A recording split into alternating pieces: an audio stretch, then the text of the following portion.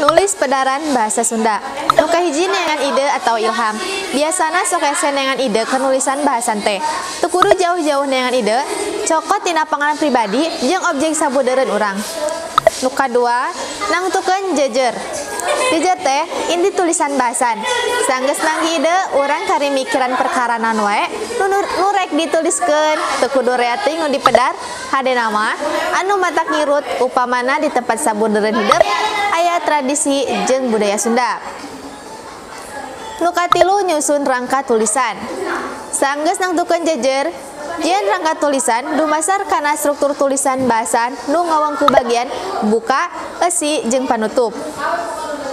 Nu kaopat bahasa anu digunakeun. Bahasa teh pakakas atau alat utama dina nulis. Dina nulis bahasan, ilaharna ngagunakeun bahasa loma. Kalima, nangtukeun judul. Nangtukeun judul, karangan teh hadena kudu atawa tilu kecap, nuluyu jeung jejer, matak ngirut jeung ngahudang kapanasaran.